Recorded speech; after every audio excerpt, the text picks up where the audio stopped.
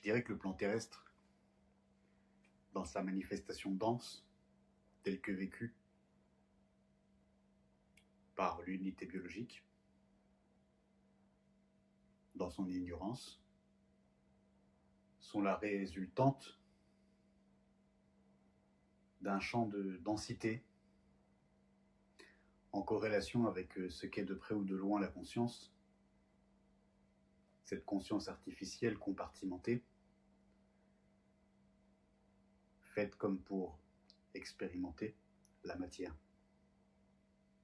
la vie biologique. Cet éther qui se fait densité, qui se fait pour nous vie des matières.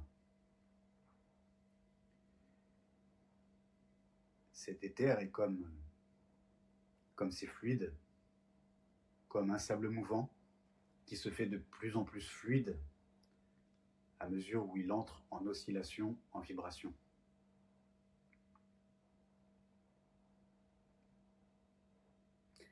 Et ce sable mouvant, il se fait de plus en plus dense pour la conscience artificielle, de plus en plus en harmonie. Il se fait de plus en plus dense à mesure qu'il vibre de plus en plus bas. Comme si le taux vibratoire faisait la fluidité de l'éther. Pour ainsi créer, le long de sa continuité vibratoire linéaire, sur un plan linéaire, donc on a les régions qui vibrent un peu moins et qui donnent ce que la conscience peut expérimenter comme de la densité matérielle, son réel quotidien.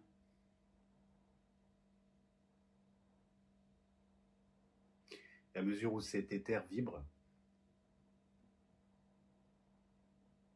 sans limite,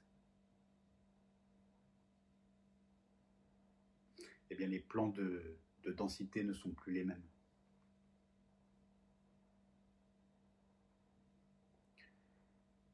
Et les limites de ces plans sont à la mesure de la différence systémique permise sur les différentes plages de cette vibration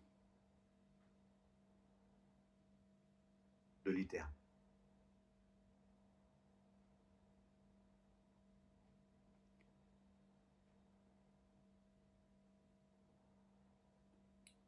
Cet éther, c'est la lumière indifférenciée qui transcende tous les plans.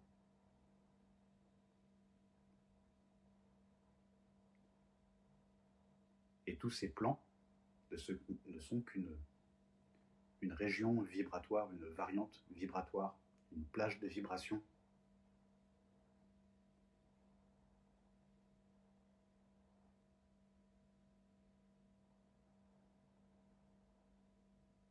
donnant systémiquement pour les consciences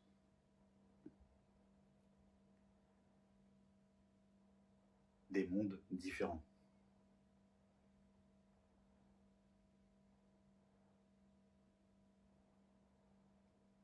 Tel que le terrestre avec sa multitude, tel que l'astral avec son haut astral et son bas astral, tel que l'éther avec ses mystères.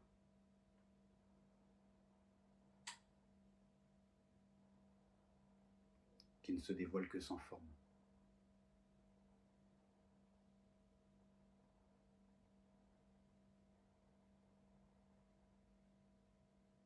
La forme est un voile pour l'éther et ses mystères.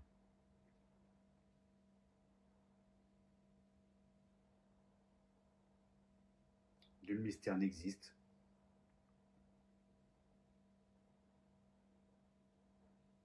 sans son voile.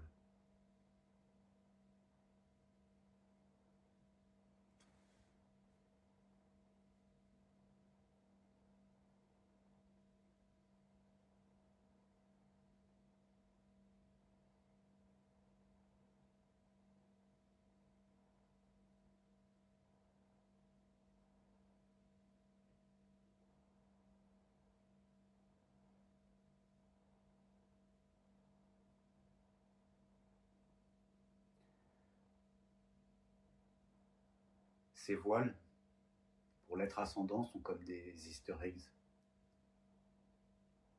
comme des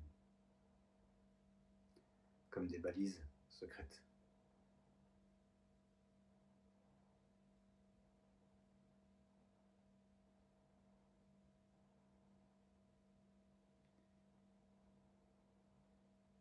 Et à mesure où il mesure sa capacité pleine et intrinsèque à déchirer certains voiles,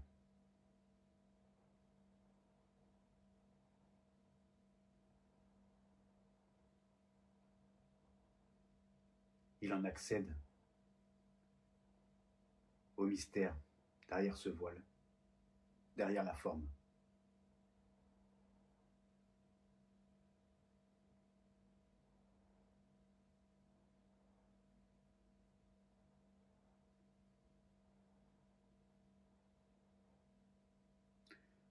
Le voile, la forme agissant pour lui, au final,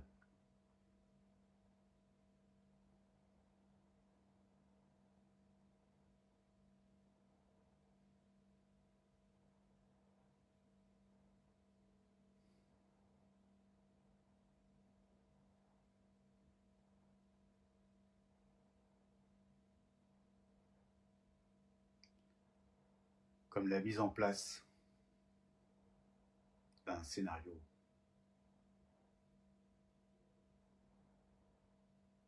fictif, bien entendu,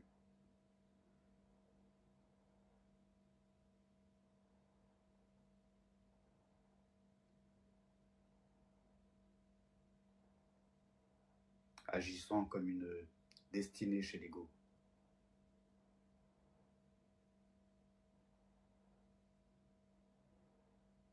Lui permettant d'avancer sans avoir à se soucier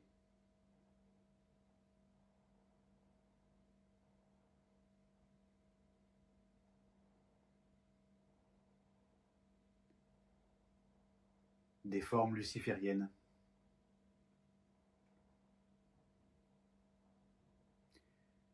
inaptes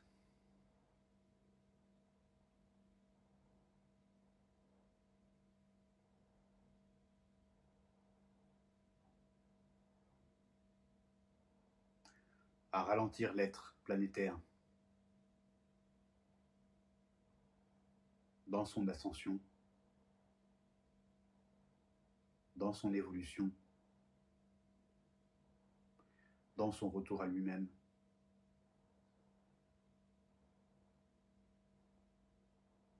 dans son union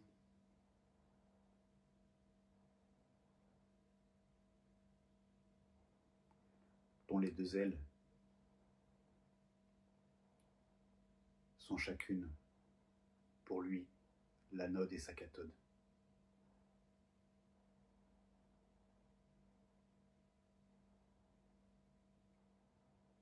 Deux ailes qui lui permettent d'unir les mondes et d'y circuler comme un.